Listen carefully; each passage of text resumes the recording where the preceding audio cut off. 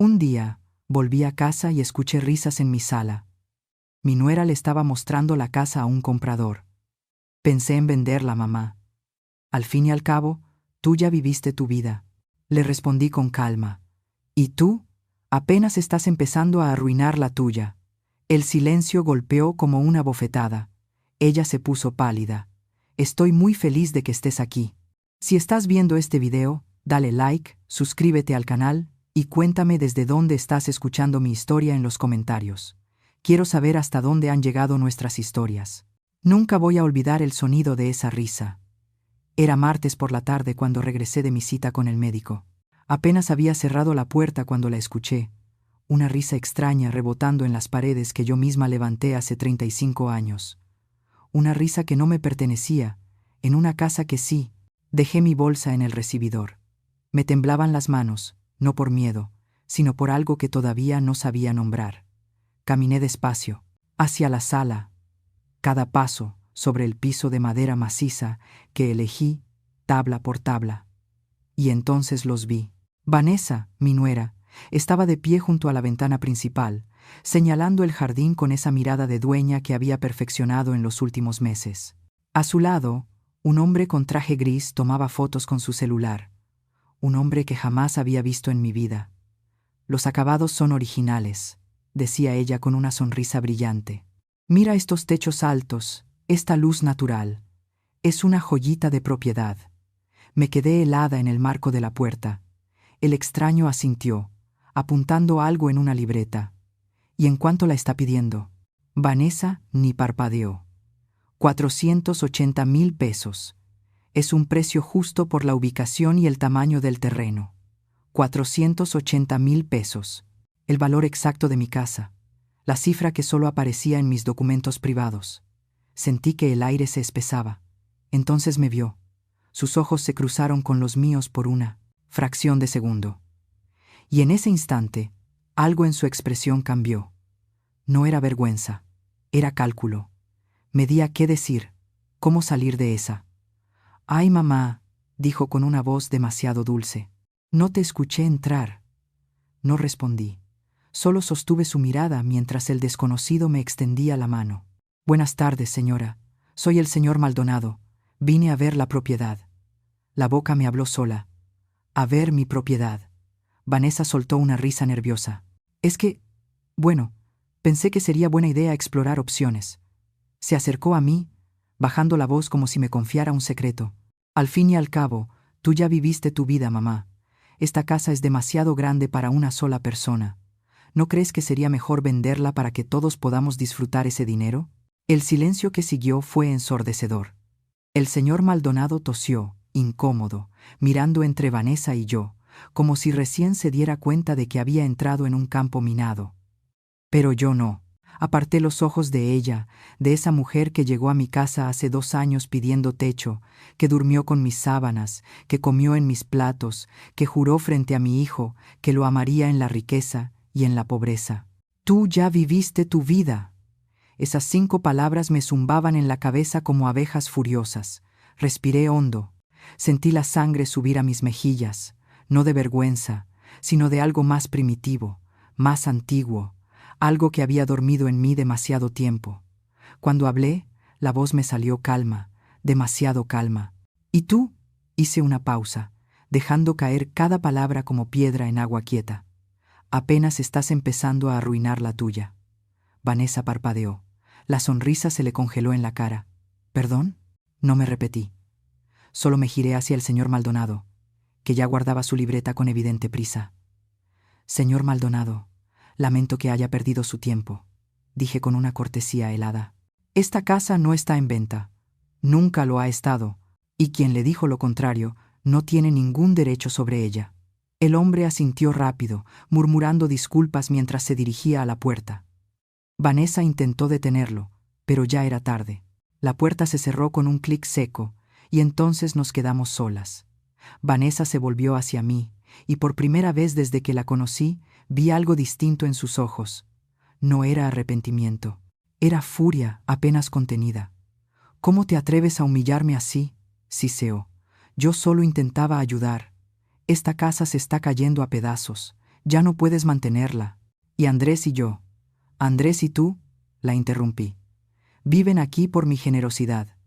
Comen mi comida, duermen bajo mi techo, y ahora te encuentro intentando vender lo que no te pertenece. Se puso pálida, completamente pálida. Yo solo quería... ¿Qué querías, Vanessa? Mi voz seguía serena, pero cada palabra salía afilada como bisturí. ¿Quitarme mi casa mientras aún respiro? ¿Dejarme sin nada porque decidiste que ya no valgo? No, respondió. Le temblaron los labios. Caminé hacia ella, y aunque soy 20 centímetros más baja, en ese momento sentí que la miraba desde arriba. Esta conversación no ha terminado, le susurré, pero te voy a dar un consejo. Reza para que tu esposo no se entere de esto antes de que yo decida qué hacer contigo. Me di la vuelta y subí las escaleras hacia mi recámara. Las piernas apenas me sostenían, pero no podía dejar que lo viera. No podía permitir que supiera que por dentro me estaba desmoronando. Cerré con llave. Me senté en la orilla de mi cama, esa misma cama donde dormí con mi marido durante 30 años, donde lo cuidé en sus últimos días, donde lloré su muerte hasta quedarme sin lágrimas. Y solo entonces, en el silencio de mi habitación, dejé que el temblor de mis manos se extendiera por todo mi cuerpo. Ya viviste tu vida. ¿Cómo se atrevía? ¿Cómo podía mirarme y decidir que mi tiempo había terminado? ¿Que ya no merecía el mismo techo que construí con mis propias manos? Apreté los puños sobre mi regazo, porque ese era el problema. Vanessa no sabía quién era yo. No sabía que esta casa no era solo paredes y ventanas. Era mi obra, mi diseño, mi sacrificio y lo peor. No sabía hasta dónde era capaz de llegar para protegerla, pero estaba a punto de averiguarlo. Abajo escuché pasos apresurados, una puerta que se abría, la voz de Andrés, mi hijo, preguntando qué había pasado, la voz aguda de Vanessa inventando su versión de los hechos. Me levanté y caminé hacia la ventana. Desde ahí podía ver el jardín que planté con mis propias manos, el limonero que sembré cuando nació Andrés, la banca de hierro donde mi esposo y yo tomábamos café cada mañana. Esa no era solo mi casa, era toda mi vida, y nadie, absolutamente nadie, iba a quitármela. Si esta historia está tocando tu corazón y quieres saber cómo termina, suscríbete al canal, para no perderte ni un solo capítulo, porque lo que viene nadie lo esperaba. Apoyé la frente contra el vidrio frío de la ventana. Vanessa acababa de cometer el error más grande de su vida, solo que todavía no lo sabía. Esa noche no bajé a cenar. Escuché los golpecitos suaves en mi puerta, la voz de Andrés preguntando si estaba bien, diciendo que necesitábamos hablar, pero no respondí. Porque si abría esa puerta, si veía su rostro, podría decir cosas de las que luego me arrepentiría. En lugar de eso, me senté en el sillón junto a la ventana, mirando las sombras del jardín mientras la noche se tragaba los colores del día. Y ahí, en ese silencio, hice algo que no había hecho en años. Recordé. Recordé a la mujer que solía ser. Mi nombre es Sonia Méndez. Tengo 68 años, pero hubo un tiempo en que 68 me parecía una eternidad lejana. Hubo un tiempo en que nada podía detenerme. Cerré los ojos y me vi a los 33, con el cabello negro recogido en una coleta, las manos manchadas de tinta y yeso, inclinada sobre una mesa de dibujo en una pequeña oficina que apenas tenía ventanas. Era 1990. Acababa de graduarme como arquitecta en un mundo que todavía miraba con rareza a las mujeres con casco y planos bajo el brazo. Mi esposo, Diego, trabajaba como contador en una empresa mediana. Andrés tenía apenas 3 años y corría descalzo por la casa rentada, un pequeño departamento de 2 recámaras en Guadalajara, donde los vecinos del piso de arriba hacían tanto ruido que parecía que movían muebles a medianoche. «Sonia», me decía Diego mientras tomábamos café de olla en la madrugada, «algún día tendremos nuestra propia casa, una que tú diseñes, una que sea solo nuestra». Yo sonreía, asentía, pero por dentro pensaba, no algún día, pronto, porque yo nunca fui de las que esperan. Durante 5 años trabajé en 3 empleos a la vez. Diseñaba casas por el día, en un despacho donde me pagaban la mitad de lo que ganaban mis compañeros hombres. Por las tardes daba clases de dibujo técnico en una preparatoria, y por las noches, después de acostar a Andrés, Me encerraba en el comedor a diseñar proyectos freelance para pequeñas constructoras que necesitaban planos baratos y rápidos. Diego nunca me pidió que parara. Nunca me dijo, ya basta, o descansa un poco. Cuidaba de Andrés cuando yo tenía entregas. Me preparaba té cuando mis ojos ya no podían enfocar los números. Me masajeaba los hombros cuando el peso de las preocupaciones me doblaba la espalda. Eres la mujer más fuerte que conozco, me susurraba al oído, y yo le creía, porque tenía que hacerlo. En 1995, después de 5 años durmiendo no más de 4 horas por noche, de ahorrar cada peso que entraba a la casa, de rechazar salidas, fiestas y vacaciones, por fin lo logramos. Compramos el terreno. No era grande, apenas unos 400 metros cuadrados, en un fraccionamiento tranquilo de las afueras de Zapopan, que en ese entonces todavía parecía casi rural, pero era nuestro. Recuerdo el día en que pisé ese pedazo de tierra por primera vez. Aún olía a lluvia reciente. Había hierba alta y piedras por todas partes. Diego me tomó de la mano y me preguntó, ¿qué ves? Sonreí, cerré los ojos y lo vi todo. Vi las paredes levantándose, vi las ventanas dejando entrar la luz de la mañana. Vi un jardín donde Andrés podría jugar. Vi una cocina grande donde cocinaríamos los domingos. Vi una biblioteca donde guardaríamos los libros que amábamos. Veo nuestra vida, le respondí. Y entonces empecé a construirla. Diseñé cada centímetro de esa casa, cada ángulo, cada ventana.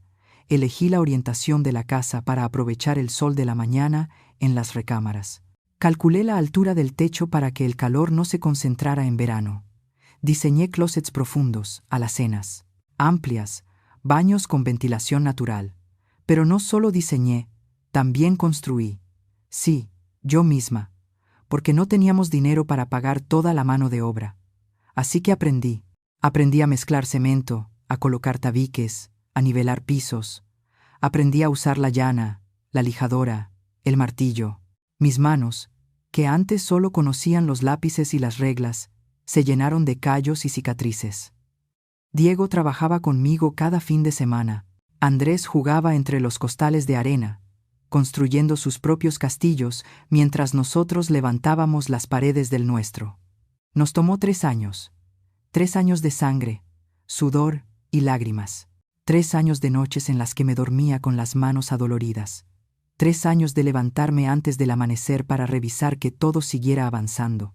Pero en 1998, por fin nos mudamos. Recuerdo exactamente cómo me sentí la primera noche que dormí en esta casa. Estaba acostada en el piso de la recámara principal, porque aún no teníamos una cama nueva. Miraba el techo que yo misma había planeado, tocaba las paredes que había ayudado a levantar, y lloré. Lloré tanto que Diego se asustó. «¿Qué pasa?», me preguntó abrazándome. «Nada», susurré. «Es solo que lo logramos, de verdad lo logramos». Esa casa no era solo ladrillos y concreto. Era la prueba viviente de que, cuando una mujer decide algo, el universo entero tiene que hacerse a un lado. Los años pasaron. Andrés creció entre estas paredes. Aprendió a andar en bicicleta en este jardín. Celebró cumpleaños en esta sala. Trajo amigos, novias, ilusiones. Diego y yo envejecimos aquí. Celebramos aniversarios, lloramos pérdidas, plantamos árboles, repintamos habitaciones. Cada rincón de esta casa guardaba un pedazo de nosotros. Y entonces, hace 8 años, Diego se enfermó. Cáncer de páncreas, etapa 4. 6 meses de vida, dijo el médico. Vivió 11. 11 meses en los que esta casa se convirtió en hospital, en refugio, en templo, y yo en enfermera, en guerrera, en viuda anticipada. Lo cuidé aquí, en nuestra recámara, en la misma cama donde dormimos juntos durante 30 años. Le di sus medicinas. Lo bañé cuando ya no podía hacerlo solo. Le leí sus libros favoritos. Le sostuve la mano mientras el dolor lo partía en dos. Y murió aquí, en mis brazos, mirándome con esos ojos que me habían visto levantar imperios desde la nada. Sus últimas palabras fueron: «Cuídala. También es tuya». No hablaba de mí, hablaba de la casa, porque él lo sabía. Sabía que esta casa era más que un lugar. Era mi legado, mi obra maestra, mi prueba de que Sonia Méndez había existido y había dejado huella en este mundo. Después de su muerte, Andrés quiso que me mudara con él. «Mamá, esta casa es demasiado grande para ti sola», me decía. «Ven a vivir con nosotros». Pero me negué. ¿Cómo podía abandonar el Amaz? ¿Único sitio donde aún sentía a Diego? ¿Cómo podía dejar los árboles que plantamos juntos, las habitaciones que pintamos, el jardín donde esparcí sus cenizas? Me quedé sola, sí, pero en casa. Y ahora, 27 años después de haberla terminado, 35 desde que compré el terreno, alguien entró en mi sala y decidió que nada de eso importaba, que ya había vivido suficiente, que era hora de vender. Abrí los ojos. La noche había caído por completo. Las luces de la ciudad parpadeaban a lo lejos como estrellas caídas. Me levanté del sillón. Mis rodillas protestaron, pero las ignoré. Caminé hasta el closet y saqué una vieja caja de zapatos que guardaba en el estante más alto. Dentro estaban los planos originales de esta casa, amarillentos, doblados, manchados de café, de lágrimas y de polvo de construcción. Desplegué los planos sobre la cama. Pasé mis dedos por las líneas que había trazado décadas atrás. Cada medida, cada cálculo, cada sueño hecho realidad. Esta casa valía, según el mercado actual, 480,000 pesos. Pero para mí, no tenía precio.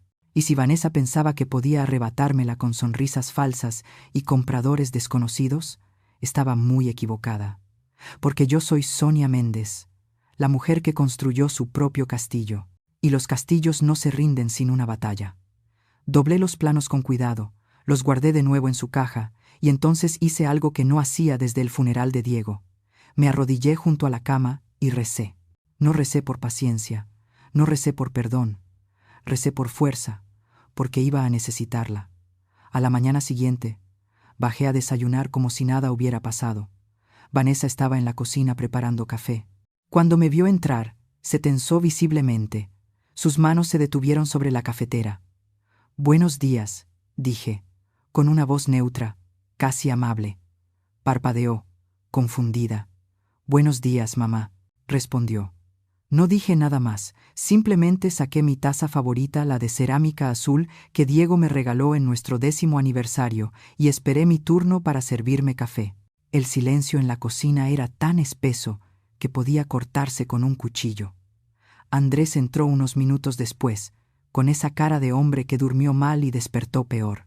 Mi hijo, mi único hijo, 43 años, ingeniero civil, con el cabello ya raleando en la coronilla y esas arrugas alrededor de los ojos que lo hacían parecer mayor de lo que era. Me miró como esperando una explosión, pero yo solo sonreí. «¿Dormiste bien, hijo?» Su desconcierto fue evidente. «Sí, mamá. ¿Y tú?» Como siempre contesté, tomando un sorbo de mi café. «Voy a salir unas horas. Tengo que hacer unos trámites». Vanessa y Andrés se miraron rápido. Ella parecía aliviada, él cauteloso. No les di tiempo de preguntar nada más. Tomé mis llaves, mi bolso y salí de la casa sin mirar atrás. Pero no salí a hacer trámites. Salí a recordar. Manejé hasta un pequeño café en el centro, al que solía ir con Diego cuando necesitábamos escapar del ruido del mundo. Me senté en una mesa junto a la ventana. Pedí un americano y dejé que mi mente viajara 2 años atrás. Solo habían pasado 2 años desde que Andrés llegó con Vanessa. Era una tarde de octubre. Estaba podando las rosas del jardín cuando escuché el timbre. Abrí la puerta y ahí estaba mi hijo, con una maleta en cada mano y una mujer desconocida a su lado.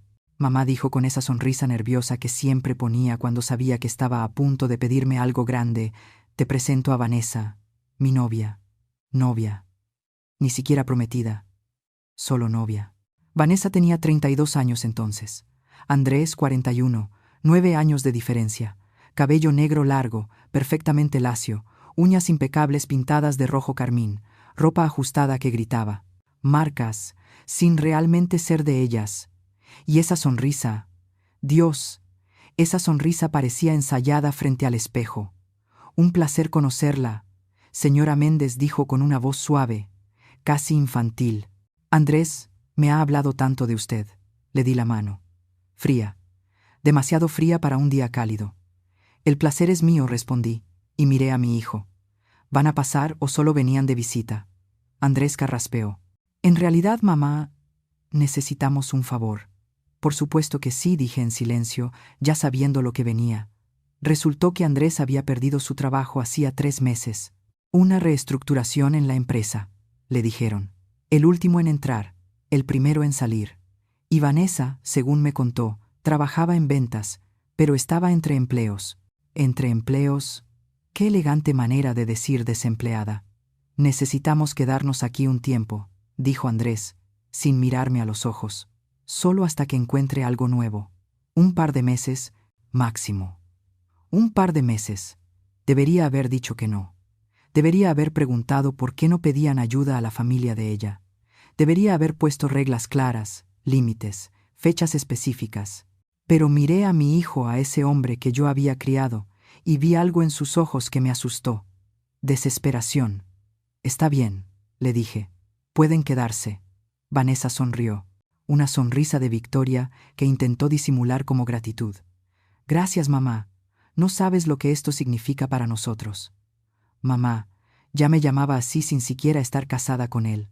Los primeros días fueron tolerables.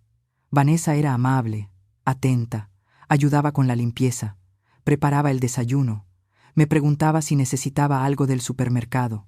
Andrés pasaba las mañanas enviando currículums y haciendo entrevistas por videollamada. Por las tardes salía con Vanessa a conocer el barrio o se encerraban en su habitación. Intenté darles espacio. Después de todo, eran pareja. Necesitaban privacidad. Pero entonces comenzaron los cambios, pequeños al principio, casi imperceptibles. Vanessa empezó a reorganizar la cocina. Es más práctico así, mamá, decía, mientras movía mis ollas de su lugar. Cambió las cortinas de la sala sin consultarme. Las otras ya estaban muy viejas, se justificó. Trajo un sofá nuevo que había comprado en oferta y relegó mi sillón favorito al sótano. Este es más moderno, aseguró. Cada vez que protestaba, Andrés intervenía. Mamá, no es para tanto. Solo está tratando de ayudar. ¿Ayudar? ¿Borrando mi presencia de mi propia casa? Pero me quedé callada, porque no quería ser esa suegra, la que se queja, la que se mete, la que hace drama por todo. Así que me tragué mi incomodidad y sonreí. Lo que iba a ser un par de meses se convirtió en 6, después en 1 año, y luego en 1 año y medio. Andrés consiguió trabajos eventuales, pero nada estable. Vanessa seguía buscando, pero nunca encontraba algo que la convenciera. Y mientras tanto, mi casa dejó de ser mía. Vanessa empezó a invitar amigos sin avisarme. Celebraban cumpleaños de gente que ni conocía en mi sala. Usaban mi vajilla buena, la que solo sacaba en Navidad. Dejaban los platos sucios en el fregadero, esperándome para lavarlos. Cuando les pedía que ayudaran con los gastos, Andrés me miraba con cara de niño triste. Mamá, sabes que andamos cortos. En cuanto mejore la situación, te prometo que... Pero las cosas nunca mejoraban. Y cada día, Vanessa se comportaba menos como una huésped y más como la dueña. Empezó a llamar a mi casa, nuestra casa. A mi jardín, nuestro jardín. A mi sala, nuestra sala. Cuando sus amigas le preguntaban, decía con toda naturalidad: sí, vivimos aquí. Es una casa familiar. Como si yo fuera solo una inquilina en mi propia propiedad. Andrés parecía ciego. O peor, parecía no querer. Una noche lo confronté. Había pasado 6 meses desde que Vanessa redecoró mi comedor sin siquiera consultarme. Hijo, le dije cuando estuvimos a solas. Necesitamos hablar. Suspiró, como si ya supiera lo que venía, como si estuviera cansado de oírlo. Mamá, por favor, no empieces. ¿Empezar qué? A defender lo que es mío, a pedir un mínimo de respeto. Vanessa te respeta, dijo, pero su voz sonaba vacía, como si repitiera algo ensayado. Solo quiere que la casa se vea bien, que sea un lugar agradable para todos. Antes de que ella llegara, todo era tranquilo. Andrés cerró los ojos. Mamá, no hagas esto, por favor. ¿Hacer qué? Recordarte que esta casa es mía, que están aquí por mi generosidad. Ya lo sé. Mamá explotó de pronto. ¿Crees que no lo sé? ¿Crees que ella no me lo recuerda todos los días, con esa forma de mirarme como si me hiciera un favor? Me quedé helada. Vanessa no me recuerda nada, continuó, con la voz temblorosa. Solo actúa como si tuviera derecho a estar aquí. Y lo tiene, porque yo se lo di. Se pasó las manos por la cara. Mamá, la amo. Y necesito que hagas un esfuerzo por llevarte bien con ella. La amo. Esas 3 palabras lo explicaron todo. Mi hijo estaba tan enamorado, tan ciego, que no podía ver lo que yo veía con claridad de cristal. Vanessa no amaba esta casa. Tampoco lo amaba a él. Amaba la seguridad, la comodidad, el techo gratis, pero no podía decírselo. Porque cuando le dices a un hombre que la mujer que ama solo lo está usando, no te escucha, solo empieza a odiarte. Así que me tragué las palabras, asentí, y lo dejé creer que había ganado. Pero esa noche, acostada en mi cama, supe que algo se había roto entre mi hijo y yo. Algo que quizás nunca podríamos reparar. Y 3 meses después, ahí estaba yo, sentada en un café del centro, tomando un americano frío, recordando cómo había llegado hasta ese punto. Cómo había permitido que una desconocida entrara en mi vida y la desmantelara pedazo a pedazo. Cómo había perdido a mi hijo sin darme cuenta del momento exacto en que ocurrió. Pagué la cuenta, salí del café, y mientras caminaba hacia mi coche, tomé una decisión. No iba a recuperar a mi hijo discutiendo con él. Lo recuperaría mostrándole la verdad, y para eso necesitaba pruebas. Las termitas no destruyen una casa en un solo día. Lo hacen despacio, con paciencia, una astilla a la vez, hasta que un día descubres que los cimientos están huecos y ya es demasiado tarde. Así fue como Vanessa me arrebató la vida, no con un solo golpe, sino con 1000 pequeñas heridas que al principio parecían insignificantes. Volví a casa esa tarde decidida a observar, a documentar, a mirar con nuevos ojos lo que llevaba meses ignorando. Y lo que vi me heló la sangre.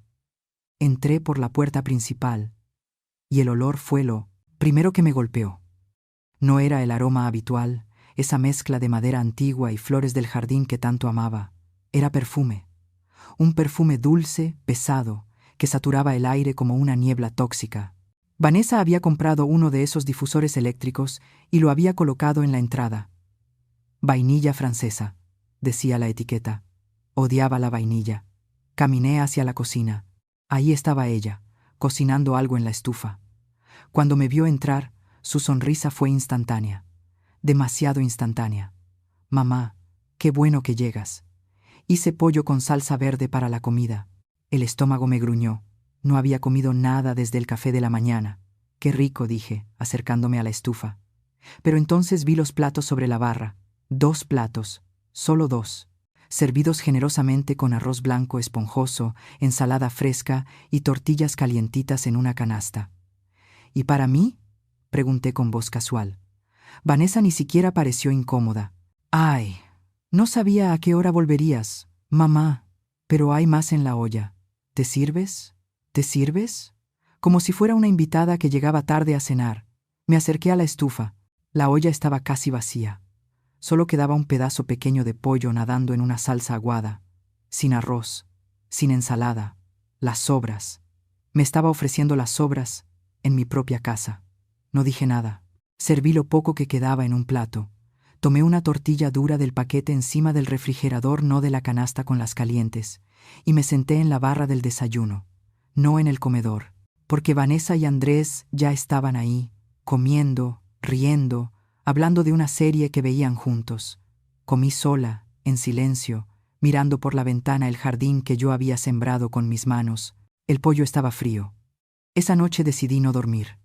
Esperé hasta escuchar las puertas cerrarse, hasta que las luces del pasillo se apagaron, hasta que la casa quedó envuelta en ese silencio profundo de medianoche.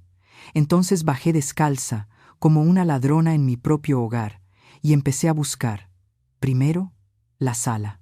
Los muebles que Vanessa había traído no estaban en oferta, como ella había dicho. Revisé la etiqueta todavía pegada en la parte inferior, tienda departamental de lujo. Cada pieza costaba más de 4,000 pesos. ¿Con qué dinero los había comprado? Sí, supuestamente, estaba desempleada. Abrí los cajones del nuevo gabinete. facturas. Montones de facturas a nombre de Vanessa Quiroga. Tarjetas de crédito. 4 diferentes, todas en números rojos. Tomé fotos con mi celular. Cada factura, cada estado de cuenta que encontré escondido entre revistas y papeles. Vanessa debía 32,000 pesos en una tarjeta, 24,000 en otra, 18,000 en la tercera y 15,000 en la última. 89,000 pesos de deuda. Y yo, que pensaba que no tenía dinero, seguí buscando. En el estudio que antes había sido de Diego, ahora convertido en la oficina de Vanessa, encontré algo más. Correos electrónicos impresos. Conversaciones con un abogado llamado Lick Anderson, fechadas hace 2 meses.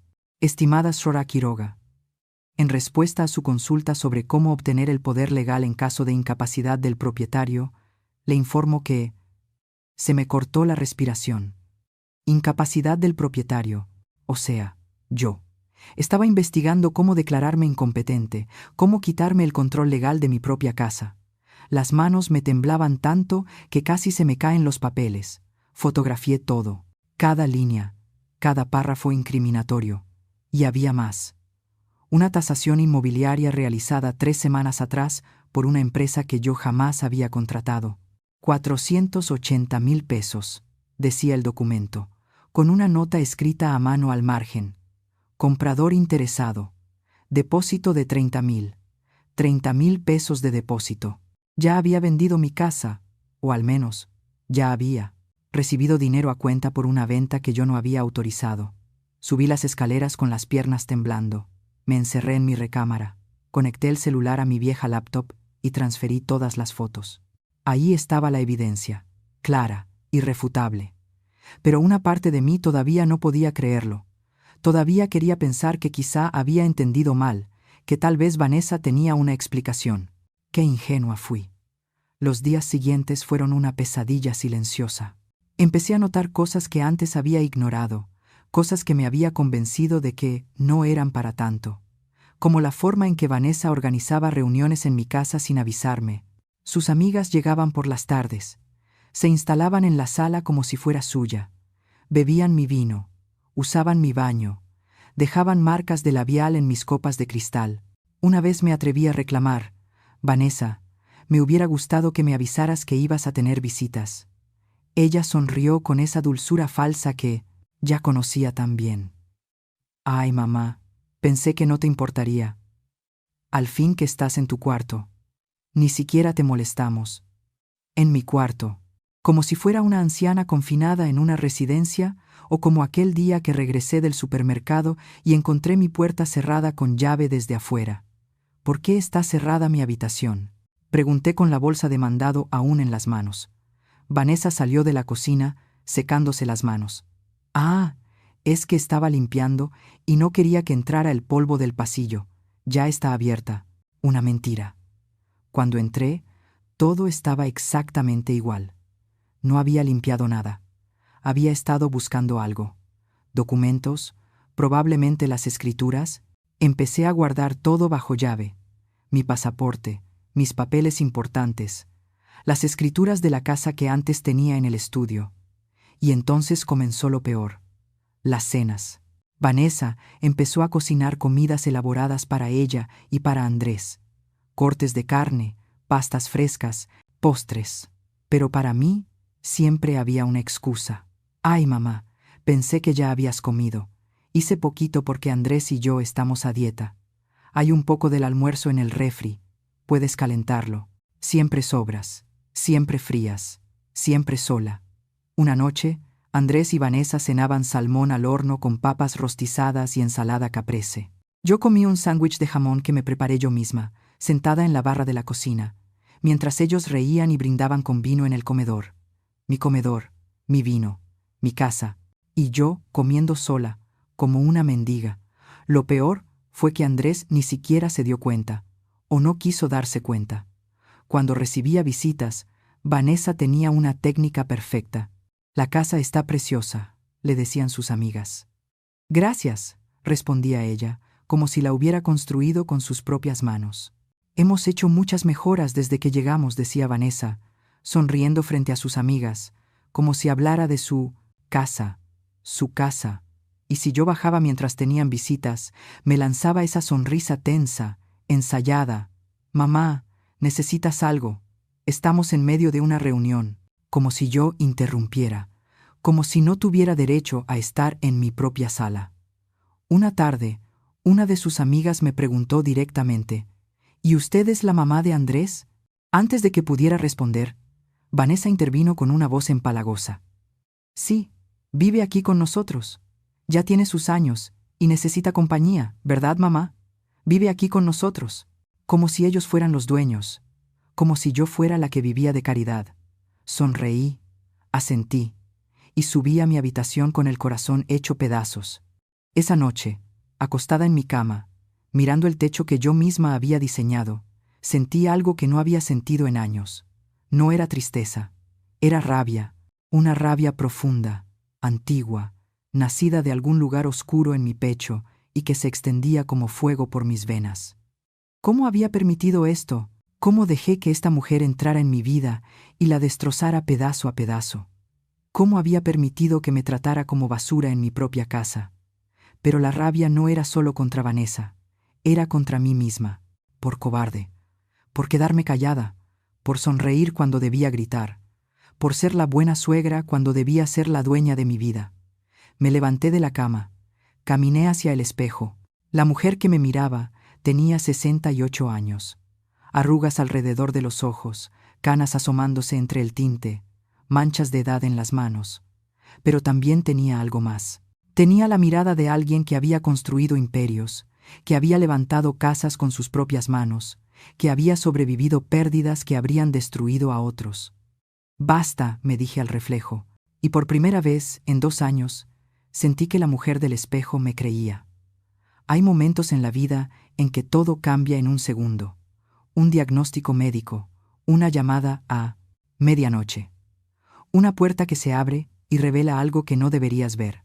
Para mí, ese momento llegó un martes por la mañana, 3 días después de haber descubierto las deudas de Vanessa. Andrés había salido temprano para una entrevista de trabajo. Vanessa aún dormía, o eso creí. Bajé a la cocina para preparar café cuando vi el sobre. Estaba sobre la mesa del comedor, un sobre grande color manila, con el logotipo de una notaría impreso en la esquina. Notaría Pública N. Kerio 186 Lic. Harold Cardy. El sobre estaba abierto. Debí dejarlo ahí. Debí respetar su privacidad. Debí. Pero ya no era momento de debí. Saqué los documentos. Y lo que leí me dejó sin aliento. Era un poder notarial, redactado a nombre de Vanessa Quiroga, otorgándole amplias facultades para administrar, vender, hipotecar y realizar cualquier acto de dominio sobre la propiedad ubicada en calle Cedros 47. Mi casa, mi dirección. Pero lo más aterrador no era eso. Era la firma al final del documento. Una firma temblorosa, irregular, que supuestamente era la mía, solo que yo nunca había firmado ese papel. Mis manos temblaban tanto que casi se me caen las hojas. Había más documentos. Una carta del notario solicitando la comparecencia de la señora Sonia Méndez para ratificar el poder otorgado, fechada hacía 2 semanas. Y una respuesta escrita a mano, supuestamente con mi letra. Por razones de salud, no puedo presentarme en persona. Autorizo a mi nuera, Vanessa Quiroga, para proceder en mi nombre. Mi letra. O una imitación casi perfecta. Sentí que las paredes se cerraban sobre mí. Vanessa no solo planeaba vender la casa, ya había falsificado documentos para hacerlo de forma legal. Fotografié todo. Cada hoja, cada firma falsa, cada línea incriminatoria. Y entonces encontré algo más. Una copia de mi identificación oficial. Pero no era mi licencia actual. Era una antigua. Una que había perdido. Hacía 2 años y que había reportado como extraviada. ¿Cómo la había conseguido? La respuesta me golpeó como un puñetazo. Había estado revisando mi basura, mis cajones, mis documentos viejos guardados en cajas del sótano. Había estado planeando esto durante meses. El sonido de unos pasos en el piso de arriba me paralizó. Puse todo de nuevo dentro del sobre, exactamente como lo había encontrado. Subí las escaleras intentando caminar con normalidad, aunque el corazón me latía tan fuerte que sentía que se me iba a salir del pecho. Necesitaba ayuda. Ayuda de verdad. Esa misma tarde, sin decirle nada a nadie, manejé hasta la oficina de Ricardo Salgado. Ricardo había sido mi socio en 3 proyectos de arquitectura hacía más de 20 años. Era arquitecto, pero también abogado especializado en bienes raíces. Un hombre de casi 70 años, de cabello completamente blanco y unos ojos grises tan agudos que no se les escapaba ningún detalle. Cuando su secretaria me hizo pasar, Ricardo se levantó enseguida con una gran sonrisa. «Sonia, ¿cuántos años han pasado?», dijo mientras me abrazaba con ese afecto genuino que solo los viejos amigos saben dar. «¿A qué debo el honor?». Me senté frente a su escritorio y sin poder contenerlo más, me rompí. Lloré. Lloré como no había llorado desde el funeral de Diego. Lloré por la humillación, por la traición, por toda la rabia que había estado acumulando durante meses. Ricardo no dijo nada. Solo me pasó una caja de pañuelos y esperó en silencio. Cuando por fin pude hablar, le conté todo, cada detalle, cada humillación, cada documento que había encontrado. Le mostré las fotos en mi celular. Su expresión fue cambiando con cada imagen, de preocupación a incredulidad, de incredulidad a una furia contenida. «Esto es falsificación de documentos», Sonia dijo al fin con voz grave. «Es fraude, intento de despojo. Esa mujer podría ir a la cárcel por esto». «Lo sé», susurré. «¿Andrés sabe algo de todo esto?». Negué con la cabeza. «No lo creo. Está cegado. Piensa que ella lo ama». Ricardo se recargó en el respaldo de su silla, mirándome con esos ojos que ya habían visto demasiado en su carrera. «Sonia, tienes que actuar rápido. Si ella ya está contactando notarías, si ya tiene documentos falsificados, está mucho más cerca de lograr su objetivo de lo que imaginas». «¿Qué hago?», pregunté, sintiendo que el aire se me acababa. «Primero, vamos a esa notaría. Vamos a hablar con el licenciado Cardi y a dejar claro que nunca has otorgado ningún poder legal. Eso invalidará cualquier trámite que intente iniciar. Y después», pregunté en voz baja. Ricardo hizo una pausa. «Después tendrás que decidir hasta dónde quieres llegar, porque esto no se arregla con una conversación. Esto es una batalla legal, y tu hijo va a quedar en medio». Sus palabras me cayeron como piedras en el estómago. «Mi hijo, mi único hijo. Necesito pensar», dije. «Piensa rápido», me advirtió. «Cada día que pasa, ella gana tiempo para completar su plan». Salí de su oficina con la cabeza dando vueltas. Pero antes de volver a casa hice algo más. Manejé hasta la Notaría Pública número 186. Era un edificio pequeño en una zona de oficinas del centro, segundo piso, una placa dorada en la puerta. Lic. Harold Cardi, notario público. Respiré hondo y entré. La recepcionista me recibió con una sonrisa profesional. «Buenas tardes, ¿en qué puedo ayudarle?». «Necesito hablar con el licenciado Cardi. Es urgente». «¿Tiene cita?». «No, pero es sobre un poder notarial que supuestamente otorgué y que nunca firmé». La sonrisa desapareció. «Un momento, por favor». Desapareció en una oficina interior. Minutos después, un hombre de unos 50 años salió. Traje impecable, expresión seria. «Señora Méndez, por favor, pase». Me condujo hasta su despacho y cerró la puerta. «Cuénteme, ¿qué sucede?». Le expliqué todo, le mostré las fotos, le enseñé mi identificación actual. Su rostro se iba poniendo cada vez más pálido. «Señora», dijo finalmente, «yo nunca he tramitado ningún poder notarial a su nombre. Jamás he recibido documentos suyos». «Pero el sobre tenía el logotipo de su notaría», dije. «Sí, pero esos documentos son falsos. Alguien los creó usando mi membrete, mi sello, mi firma. Todo es una falsificación». El mundo se detuvo. «¿Está seguro?». «Completamente. Y esto es extremadamente grave. No solo están intentando robarle su propiedad, señora Méndez, también están involucrando mi notaría en un fraude». Se levantó y empezó a caminar de un lado a otro. «Necesito presentar una denuncia formal. Y usted también. Una denuncia ante el Ministerio Público». «Esto es un delito federal, señora Méndez», dijo el notario con voz grave. «Falsificación de documentos públicos, uso de sellos oficiales falsos, intento de fraude. La persona responsable podría enfrentar de 4 a 12 años de prisión. Sentí que el suelo se movía bajo mis pies. 12 años. Vanessa podría ir a la cárcel por 12 años. Y Andrés, Dios mío, Andrés se destrozaría. Necesito tiempo, susurré. Tiempo para hablar con mi hijo primero. El notario me miró con compasión. Lo entiendo, pero no se demore. Estas personas no se detienen en el primer intento. Si este plan falla, buscarán otro, y otro, hasta lograrlo. Salí de ahí con las piernas temblando. Me senté en el coche sin saber cuánto tiempo pasó, incapaz de encenderlo, incapaz de moverme. Vanessa no era solo una oportunista, no era una aprovechada ni una manipuladora cualquiera. Era una delincuente profesional, una estafadora que había elegido a mi familia como su próxima víctima. Y mi hijo dormía cada noche al lado de esa mujer, sin imaginar quién era realmente. Encendí el motor. Manejé de regreso a casa en automático. Cuando llegué, ya había oscurecido. Las luces de la sala estaban encendidas. Se escuchaba la televisión. Entré en silencio. Vanessa y Andrés estaban en el sofá, viendo una película, compartiendo una cobija, comiendo palomitas. La imagen perfecta de una pareja feliz.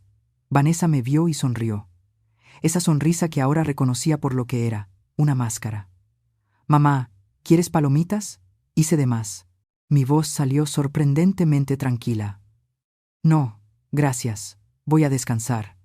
«Que duermas bien», dijo Andrés, sin apartar la vista de la pantalla. Subí las escaleras despacio. Cerré la puerta de mi habitación con llave. Y ahí, sola, tomé mi celular y marqué el número de Ricardo. Ricardo, dije apenas contestó. «Necesito que hagas algo más.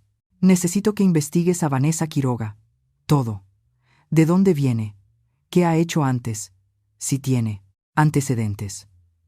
«¿Sospechas que no es la primera vez?», preguntó. «Lo sospecho», respondí con la voz quebrada. «Sospecho que mi hijo y yo solo somos sus víctimas más recientes». Hubo una pausa al otro lado de la línea. «Lo haré. Tengo un contacto que puede ayudarnos. Pero, Sonia, prepárate para lo que podamos encontrar». Ya estoy preparada, mentí, porque en realidad no tenía idea de lo que estaba a punto de descubrir, ni de qué tan profundo era el abismo en el que Vanessa había arrastrado a mi familia. 3 días después, Ricardo me llamó. «Sonia, necesito que vengas a mi oficina ahora». Su voz sonaba tensa, casi urgente. «¿Encontraste algo?» «No por teléfono». «Ven ahora». Colgó antes de que pudiera responder. Le dije a Vanessa que iba al médico. Ni siquiera levantó la vista del celular. «Que te vaya bien, mamá».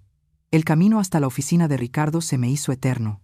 Cada semáforo, cada vuelta, cada minuto, avanzaban, como si el tiempo se arrastrara.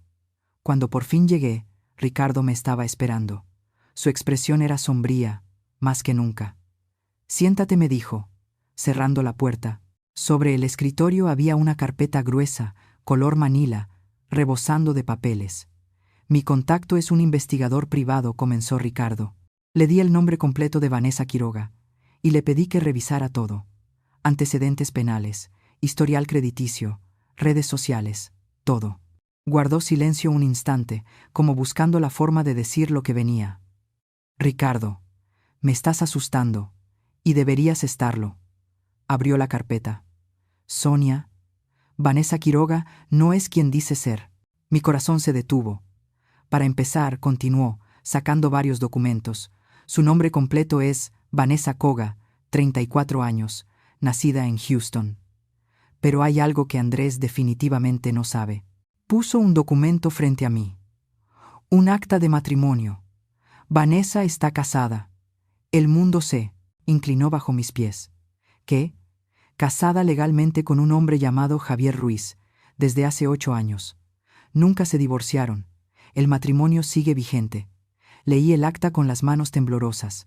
Ahí estaba su nombre, su firma, la fecha, 14 de marzo de 2017. Eso significa, mi voz se quebró, que su relación con Andrés es legalmente inválida. «Exacto», respondió Ricardo. «Si se casaran mañana, sería bigamia. Un delito». Sacó más papeles. «Pero hay más. mucho más. Me mostró un reporte policial. Houston, Texas, 2019. Vanessa fue denunciada por una mujer llamada Patricia Oswald. Los cargos: fraude y robo. Vanessa vivía con el hijo de esa mujer. Convenció a la familia de que necesitaba ayuda. Y en el transcurso de 6 meses, intentó quedarse con una propiedad familiar valuada en $300,000, unos 5 millones de pesos. Sentí náuseas. La denuncia se retiró, continuó Ricardo, porque llegaron a un acuerdo extrajudicial. La familia le pagó 20,000 pesos para que se fuera y nunca regresara. Ricardo pasó a otro documento, pero ahí no terminó, continuó con el ceño fruncido. En 2021, en Phoenix, hubo otra denuncia, esta vez de un hombre de 60 años llamado Miguel Torres. Vanessa se convirtió en su novia, se mudó a su casa y en menos de un año vació su cuenta bancaria. 40,000 pesos, más papeles, más denuncias, más víctimas. En 2022, en Denver, otra familia completa prosiguió Ricardo. Los convenció de que era agente inmobiliaria y les sacó 35,000 pesos como depósito por una casa que nunca existió. Cada documento era como un martillazo en el pecho. Y ahora está aquí, terminó Ricardo, en tu casa, con tu hijo, siguiendo el mismo patrón que ha usado por años. No podía respirar, literalmente no podía meter aire en mis pulmones. Andrés, fue lo único que logré decir. Andrés está con una estafadora profesional, una depredadora que elige víctimas vulnerables y las exprime hasta dejarlas vacías. Ricardo se inclinó hacia mí. Sonia, esta mujer es peligrosa. No solo quiere robarte la casa. Esto es lo que hace. Es su forma de vivir. ¿Y el esposo, Javier Ruiz? Pregunté con voz apenas audible. Lo localizamos, respondió. Vive en Houston. Trabaja como mecánico. Cuando mi investigador habló con él, dijo que Vanessa desapareció hace 3 años sin dejar rastro. Se llevó dinero, joyas, documentos. La buscó durante meses, pero al final se rindió. No quise gastar en abogados por alguien a quien no deseo volver a ver, fueron sus palabras. Ricardo puso una fotografía sobre el escritorio. Un hombre de unos 40 años, moreno, con overol de mecánico, de pie, frente a un taller. Está dispuesto a testificar si es necesario, para confirmar que el matrimonio sigue siendo válido. Me recargué en la silla, sintiendo que el cuerpo me pesaba toneladas. Tengo que contárselo a Andrés. Sonia, dijo Ricardo despacio. Piénsalo bien. Cuando le digas esto, su mundo se va a derrumbar. Debes estar preparada. ¿Y qué se supone que haga? ¿Dejar que esa mujer siga manipulándolo? ¿Dejar que termine de destruirlo? No, pero necesitas un plan. Porque cuando Vanessa sepa que descubriste la verdad, podría ponerse peligrosa. Ya lo es, contesté, casi en un susurro. Ricardo asintió. Por eso debemos actuar con inteligencia, con estrategia. Cerró la carpeta. Voy a preparar toda la documentación legal. Presentaremos una denuncia formal, falsificación, fraude, intento de despojo. Pero mientras tanto, necesitas mantenerte tranquila en casa. No dejes que sospeche. No sé si pueda hacerlo. Tienes que hacerlo, Sonia. Porque si se siente acorralada, no. Sabemos de lo que es capaz. Salí de la oficina con la carpeta bajo el brazo, sintiendo que no cargaba papeles, sino plomo derretido. Manejé de regreso a casa, en un estado de niebla. Mi mente repetía las imágenes de todas esas denuncias, todas esas víctimas, todas esas familias destruidas. Y ahora éramos nosotros. Cuando llegué, la casa estaba en silencio. Demasiado silencio. Subí las escaleras, y entonces lo escuché. Voces provenientes de la habitación de Andrés y Vanessa. Estaban discutiendo. Me acerqué sin hacer ruido. La puerta estaba entreabierta. «No puedes seguir así», Andrés decía a Vanessa con tono frustrado. «Tu mamá nos está asfixiando». «No empieces». «Por favor», respondió él con cansancio. «Vivimos en su casa, comemos su comida, todo es suyo».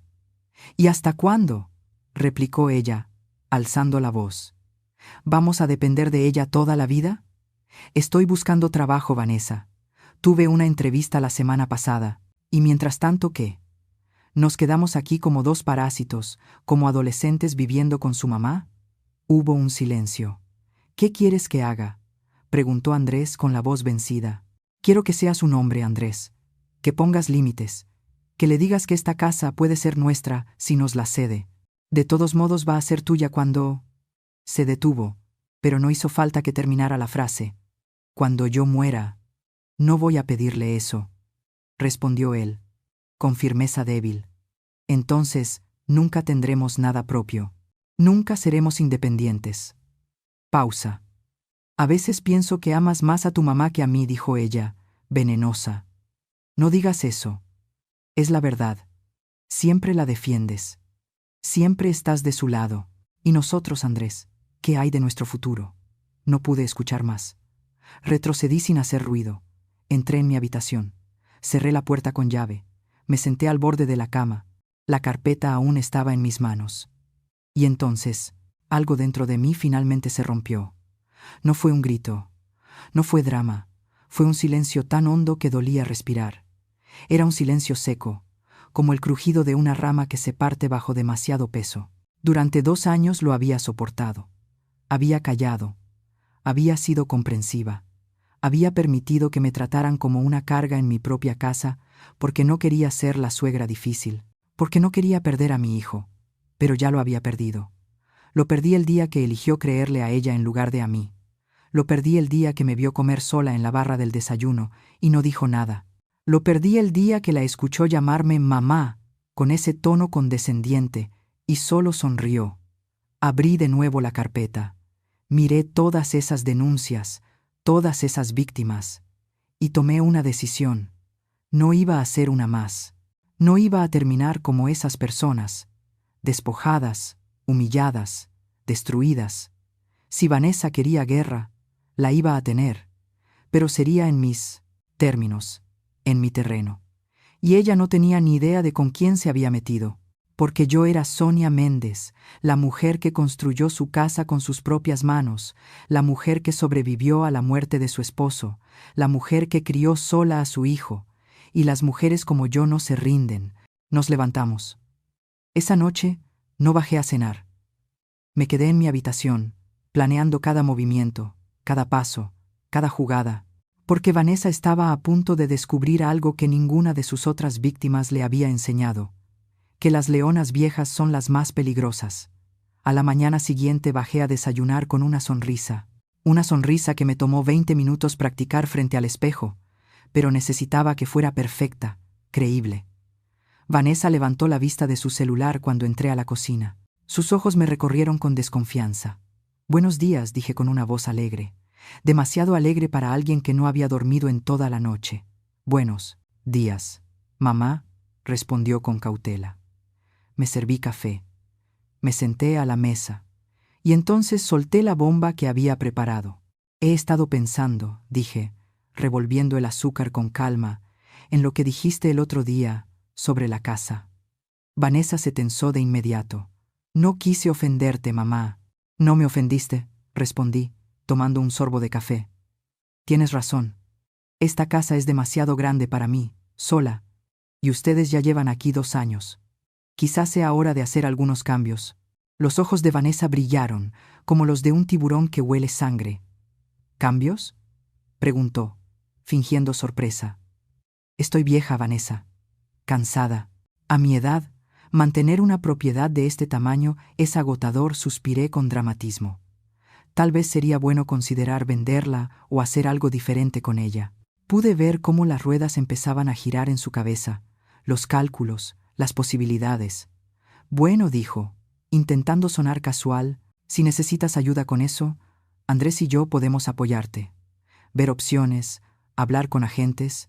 «Sí», quizá respondí, dejando la taza sobre la mesa. «Pero no quiero apresurarme. Necesito pensarlo bien». Me levanté, dejándola con la duda, con el anzuelo puesto, pero sin que aún mordiera. Perfecto. Esa misma tarde, mientras Vanessa salía con sus amigas y Andrés estaba en otra entrevista, hice mi jugada real. Llamé a Ricardo. «Necesito que investigues algo más», le dije. «Quiero saber exactamente cuánto dinero ha gastado Vanessa en los últimos 2 años. Cada compra grande, Cada pago. Todo. ¿Por qué? Preguntó. Porque si debe casi 90,000 pesos, ese dinero salió de algún lado, y quiero saber de dónde. Ricardo guardó silencio. ¿Crees que te está robando? Creo que necesito saberlo. 2 días después tuve la respuesta. Ricardo vino a mi casa un jueves por la tarde, sabiendo que estaría sola. Traía otra carpeta. Más delgada, sí, pero igual de devastadora. Encontramos movimientos en las tarjetas de crédito de Vanessa que coinciden con fechas específicas. Me dijo Ricardo, mostrándome los estados de cuenta. Mira estas compras. Muebles por 4,200 pesos, ropa por 2,300, una televisión por 5,500, joyas por 1,800. Todo lo que ha traído a esta casa, murmuré. Exactamente. Pero aquí viene lo interesante, continuó, señalando las fechas. Estos pagos se realizaron 1 o 2 días después de que tú hicieras retiros en efectivo de tu cuenta. Me quedé helada. ¿Cómo sabes cuándo hago retiros? Porque mi investigador habló con el gerente de tu banco. Como se trata de un posible caso de fraude, aceptó revisar tu historial y encontramos un patrón.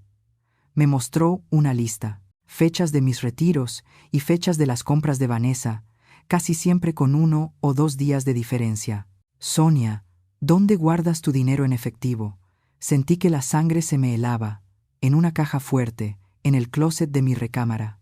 ¿Vanessa sabe dónde está? No lo creo. Está escondida detrás de unas cajas. Ricardo me miró con esos ojos que yo ya conocía, los que decían sin palabras: estás en más peligro del que imaginas. Revisémosla ahora, ordenó con voz firme. Subimos juntos a mi habitación. Abrí el closet, moví las cajas, saqué la caja fuerte metálica que había comprado hacía años. La abrí con la llave que siempre llevaba en la cartera. Dentro deberían estar 15,000 pesos, mis ahorros de toda la vida, el dinero que guardaba para emergencias. Conté los billetes con las manos temblorosas. 7,300. Faltaban 7,700 pesos. No puede ser, susurré. Siempre la cierro con llave. Ricardo tomó la caja, la examinó y luego señaló unas pequeñas marcas alrededor de la cerradura.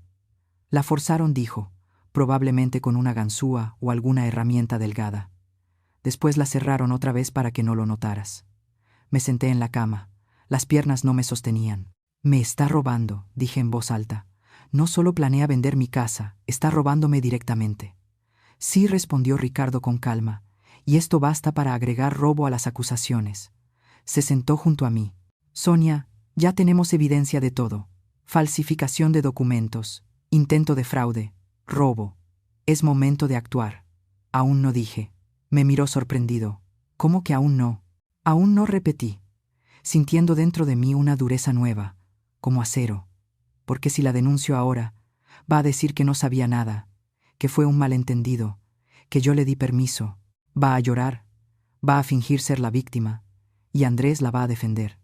Entonces, ¿qué propones? Propongo que le demos más cuerda, que crea que su plan está funcionando, y cuando esté más confiada, cuando piense que ya ganó, hice una pausa, cerramos la trampa. Ricardo me observó largo rato. ¿Estás segura? Completamente. Esto requerirá que actúes, que finjas, que sigas el juego. Lo sé. Y tendrás que estar preparada para que Andrés vea cosas que lo van a destrozar. Esa frase dolió, pero asentí. Es la única forma de que vea la verdad. Ricardo sacó su teléfono. Entonces hagámoslo bien. Mi investigador va a instalar cámaras ocultas de seguridad en tu casa. Cámaras pequeñas, estratégicamente colocadas. Sala, cocina, tu habitación. Vamos a grabar cada movimiento de Vanessa, cada conversación, cada intento de manipulación o de robo. ¿Eso es legal? En tu propia casa, grabar a alguien que comete delitos contra ti es completamente legal, me explicó. Y será prueba irrefutable. Me puse de pie y caminé hasta la ventana. Desde ahí podía ver el jardín, donde Diego y yo habíamos sembrado el limonero cuando Andrés nació. Ahora ese árbol era enorme, sus ramas daban sombra a medio jardín. Hazlo, dije sin voltear. Instala las cámaras. Graba todo, dije con firmeza. ¿Y tú qué vas a hacer?, preguntó Ricardo. Me giré hacia él. Voy a darle el mayor regalo que una estafadora puede recibir. ¿Cuál regalo? Una víctima que parece débil y a punto de cometer un gran error.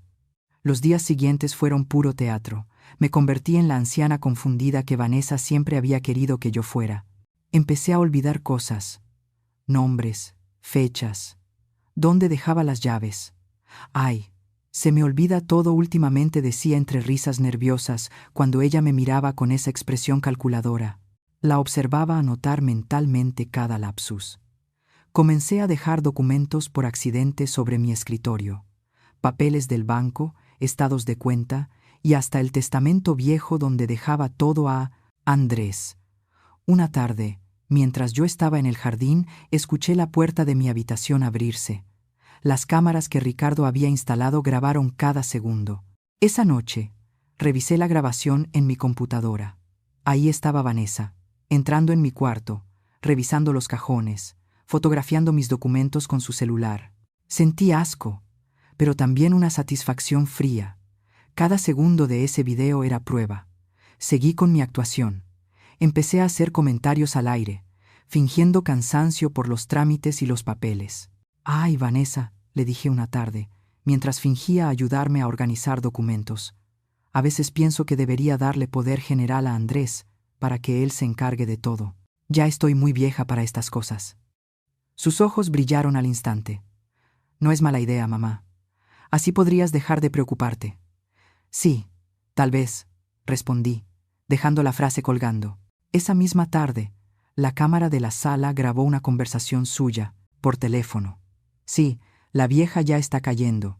Dale una semana más y tendré el poder notarial. No, el hijo no sirve para nada. Hace lo que le digo. 480.000. Ya te lo dije». «Sí, el mismo plan que en Denver, pero esta vez no va a fallar». Ricardo tenía razón. Esto era lo que hacía, su método perfeccionado, pero había algo más que necesitaba saber. Algo que me molestaba como una espina clavada. «Ricardo», le dije por teléfono esa noche, «necesito que investigues una cosa más. Dime, el esposo de Vanessa, Javier Ruiz. Quiero que vayas a verlo personalmente. Muéstrale fotos de Andrés. Quiero saber si Vanessa le ha dicho algo sobre nosotros. ¿Por qué? Porque tengo un presentimiento». 3 días después, Ricardo regresó con información que me dejó sin aliento. Hablé con Javier Ruiz, me dijo. Le mostré fotos de Andrés. ¿Y sabes qué me dijo? Negué con la cabeza. Que Vanessa lo contactó, hace 2 meses. Le pidió prestados 5,000 pesos, diciéndole que tenía una oportunidad de inversión. ¿Se los dio? No. Pero me dijo algo más interesante. Vanessa se burló de Andrés. ¿Qué?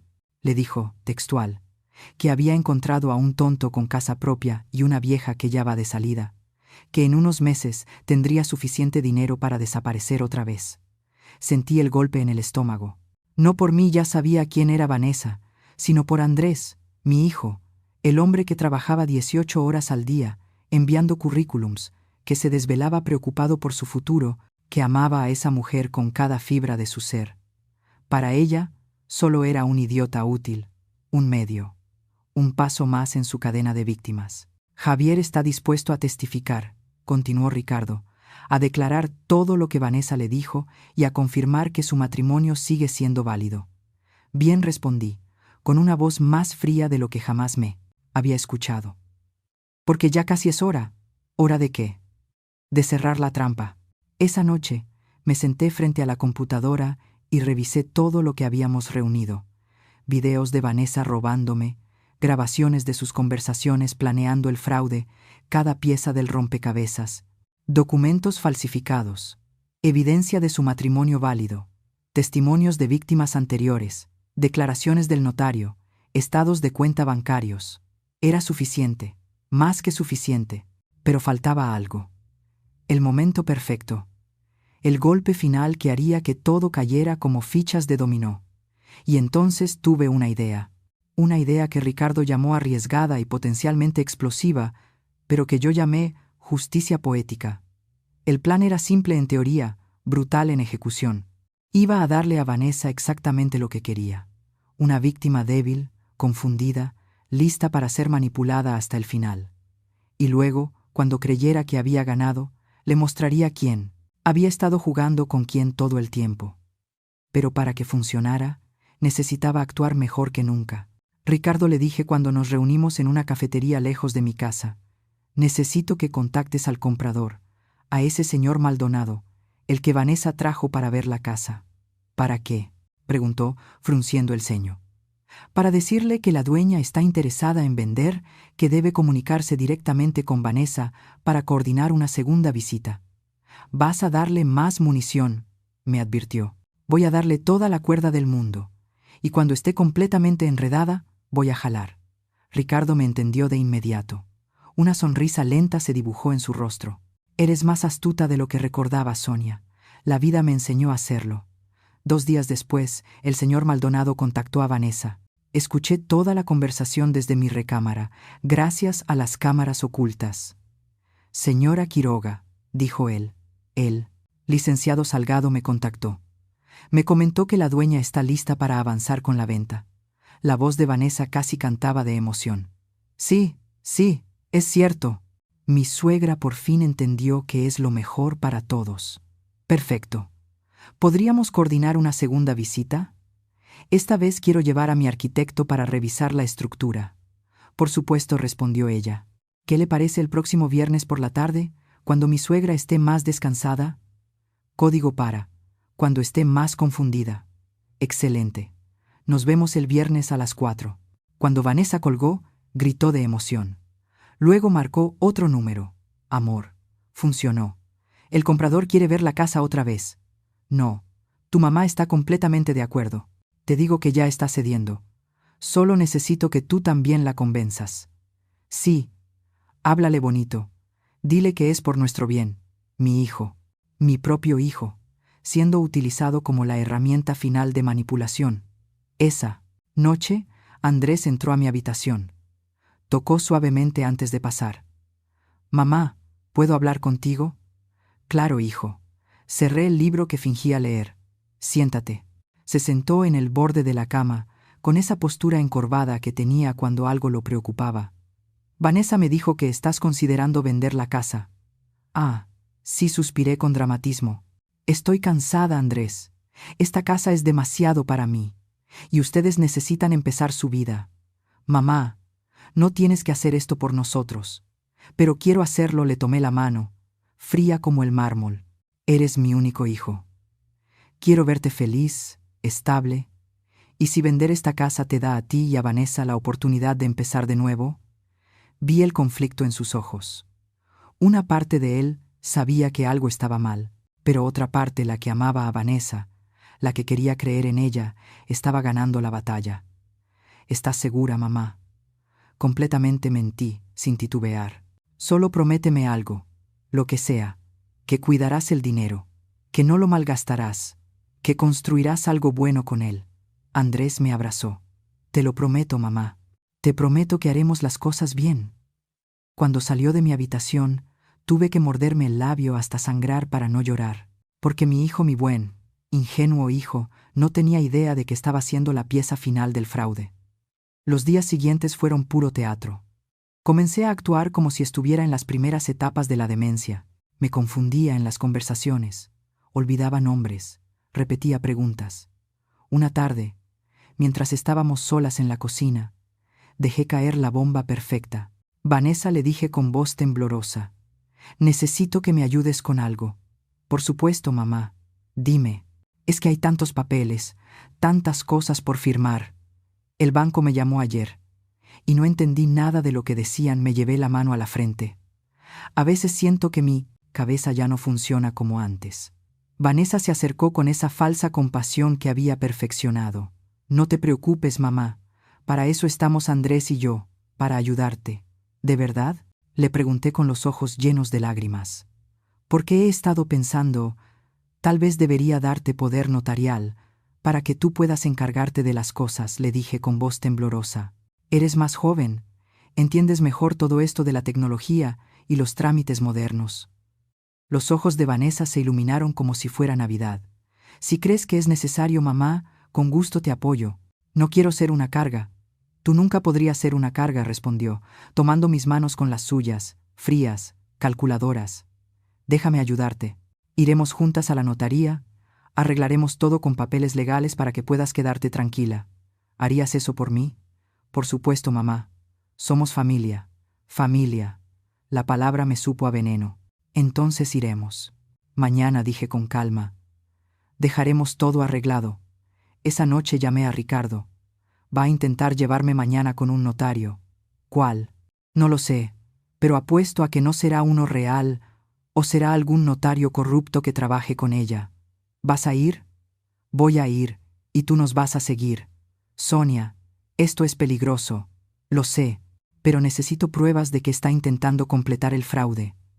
Necesito que quede grabado, documentado, irrefutable. Hubo un silencio al otro lado. De acuerdo, pero vas a llevar un micrófono oculto, y yo estaré a media cuadra todo el tiempo. A la mañana siguiente, Vanessa estaba radiante. Mamá, qué bueno que ya despertaste. Ya conseguí una cita en la notaría para las 11. ¿Tan rápido? Es que el notario es muy solicitado. Tuvimos suerte de que tuviera un espacio, dijo, con esa sonrisa que me confirmaba que probablemente no era un notario verdadero. Me vestí despacio, exagerando cada movimiento, como si me costara esfuerzo. Ricardo me había dado un pequeño dispositivo que parecía un broche decorativo, pero en realidad era una cámara con micrófono. ¿Me veo bien?, le pregunté a Vanessa, señalando el broche en mi blusa. «Te ves hermosa», mamá dijo sin imaginar que estaba grabando su propia condena. Subimos al coche de Vanessa, un compacto rojo que había comprado en oferta meses atrás. Condujo con la sonrisa de un gato que acaba de atrapar a su presa. «Ya verás, mamá. Después de hoy, todo será más fácil. Ya no tendrás que preocuparte por nada». «Gracias, hija», respondí, usando esa palabra a propósito. «No sé qué haría sin ti». La notaría estaba en una colonia que no reconocí. Un edificio viejo, con la pintura cayéndose. Nada que ver con las notarías serias que yo conocía. Subimos al segundo piso. Una placa oxidada en la puerta decía: Lic. Alan Bernal, notario público. No, 243. Entramos a una oficina, pequeña y mal iluminada, con ese olor a humedad de los lugares que no se limpian. Un hombre de unos 50 años, con barriga y traje barato, nos recibió con una sonrisa aceitosa. «Señora Sonia Méndez, qué gusto tenerla aquí. Pase, pase». Señaló una silla frente a su escritorio. Vanessa se sentó junto a mí, tomándome del brazo como si yo fuera una niña que necesitaba guía. «Bueno», empezó el supuesto notario, «entiendo que desea otorgar poder general a la señorita Quiroga». «Así es», dije con voz débil. «Estoy tan cansada. Necesito ayuda». «Perfecto. Ya tengo el documento listo aquí. Solo necesito que lo lea y lo firme». Sacó unos papeles y me los pasó. Empecé a leer despacio, entrecerrando los ojos como si me costara trabajo. Era exactamente lo que esperaba.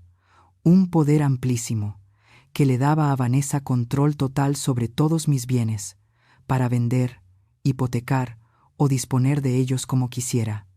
«¿Ya está listo?», pregunté con fingida confusión. «Pero si apenas llegamos». «La señorita Quiroga me envió toda la información por adelantado», explicó el falso notario, apurando el proceso. «Usted sabe, a su edad es mejor no cansarla con tanto papeleo». «¿A mi edad? Qué considerado», murmuré. Vanessa apretó mi brazo. «Firma aquí, mamá. Y aquí también». Tomé la pluma. La acerqué al papel. Y entonces me detuve. «¿Sabes qué?», dije, dejando la pluma sobre el escritorio. «Creo que será mejor que lo piense un poco más», dije con calma. El aire en la oficina cambió de inmediato. «¿Perdón?», preguntó Vanessa, con la voz tensa. «Es que es una decisión muy grande. Tal vez debería hablarlo primero con Andrés». «Pero ya hablaste con Andrés, mamá. Él está de acuerdo». «Ah, ¿sí? ¿Cuándo hablé con él?». Fingí confusión, frunciendo el ceño. «No recuerdo. Anoche, mamá. ¿Ya se te olvidó?». Su tono comenzaba a volverse impaciente. El supuesto notario intervino. «Señora Sonia Méndez, le recomiendo que firme hoy. Estos trámites son complicados de reagendar». «Pero no estoy segura», me llevé las manos a la cabeza. «Hoy tengo la mente muy confundida. Tal vez otro día». «¡No!», casi gritó Vanessa, y enseguida trató de recomponerse. «Quiero decir, mamá, ya estamos aquí, El licenciado hizo el favor de recibirnos. Solo toma la pluma y firma, es por tu propio bien. ¿Por mi bien? La miré directamente a los ojos. Y por primera vez en semanas, la dejé ver algo real en mi mirada. Algo duro. Algo peligroso. ¿O por el tuyo? Vanessa palideció. El falso notario intentó intervenir otra vez, pero yo ya me había puesto de pie. ¿Sabe qué? Creo que será mejor que me vaya. No me siento bien. Mamá, espera. Dije que me voy. Mi voz sonó más firme que nunca. Caminé hacia la puerta.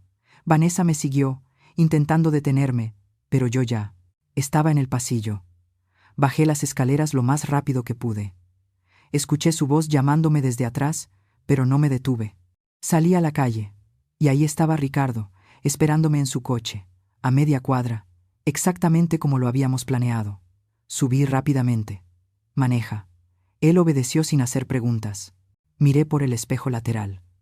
Vanessa había salido también, buscando con la vista, el celular en la mano, con esa expresión de pánico mal disimulado. ¿Grabaste todo?, preguntó Ricardo. Toqué el broche de mi blusa. Cada palabra, entonces ya casi es hora. Sí, dije, sintiendo mi corazón latir fuerte, pero firme. Ya casi es hora de que Vanessa conozca a la verdadera Sonia Méndez. Pasaron 3 días. 3 días en los que Vanessa intentó acercarse como si nada hubiera pasado. 3 días de sonrisas forzadas y preguntas disfrazadas de preocupación. Mamá, ¿te sientes bien? Parecías muy alterada ese día en la notaría. Estoy perfectamente bien, respondía con voz neutra. No le di explicaciones. No le di paz. Solo le di silencio. Y el silencio, descubrí, era el arma más poderosa de todas. La observaba retorcerse, verla pensar, tratar de entender qué había salido mal, si sospechaba algo, si debía cambiar su estrategia, pero ya era demasiado tarde. El miércoles por la tarde, mientras Vanessa hablaba por teléfono en voz baja desde la sala, yo estaba en mi habitación coordinando el movimiento final. Ricardo, dije al teléfono, es hora. Organiza la cena para el viernes. ¿Estás completamente segura? No habrá marcha atrás después de esto. Nunca he estado más segura en mi vida. De acuerdo. Contactaré a todos los involucrados. Javier Ruiz confirmó. Confirmó. Viene desde Houston. Y el señor Maldonado también confirmó, aunque todavía está confundido sobre por qué lo invité, lo entenderá el viernes. ¿Y Andrés? Ya le sabe. ¿Dijiste? Esa pregunta dolió. No. Lo sabrá junto con los demás. Necesito que lo vea todo al mismo tiempo. Es la única manera. Hubo un silencio. Esto va a doler, Sonia. Lo sé, respondí con serenidad. Pero el dolor de la verdad es mejor que la comodidad de una mentira. El jueves por la noche, durante la cena, lancé el anzuelo final. Vanessa, Andrés, dije mientras comíamos en silencio, quiero organizar una cena familiar el viernes. Ambos me miraron sorprendidos. ¿Una cena?, preguntó Andrés. Sí. He estado pensando mucho estos días y creo que ya es hora de resolver algunas cosas, de hablar del futuro con claridad. Los miré a los dos. Quiero que invitemos a algunas personas importantes, para tomar decisiones juntos, como familia. Vanessa recuperó su sonrisa inmediatamente. Eso suena perfecto, mamá. ¿A quién quieres invitar? A mi abogado, Ricardo Salgado, al señor Maldonado, el comprador que trajiste, al notario que nos asesorará con los documentos. Hice una pausa. Y a algunas otras personas que considero deben estar presentes. ¿Otras personas? Sí, respondí despacio. Ya las contacté. Todas confirmaron. Andrés frunció el ceño. Mamá, ¿y quién más? Es una sorpresa, sonreí. Pero te prometo que el viernes todo quedará muy claro. Vanessa intentó disimular su inquietud, pero la vi. Esa sombra de duda que cruzó su rostro. Suena bien, dijo al final. Excelente. La cena será a las 7. Vístete bien. Va a ser una noche memorable. No tenía idea de lo memorable que sería. El viernes amaneció con cielo despejado, irónico considerando la tormenta que estaba por estallar. Pasé la mañana cocinando. Preparé los platillos que Diego amaba, los que hacía para las ocasiones especiales. Vanessa me miraba desde el marco de la cocina con expresión confusa. ¿Necesitas ayuda, mamá? No, gracias. Hoy quiero hacerlo yo. Misma. Me gusta cocinar. Me recuerda tiempos mejores. A las 5 de la tarde comencé a montar el comedor. Saqué la loza fina, la cubertería de plata, las copas de cristal.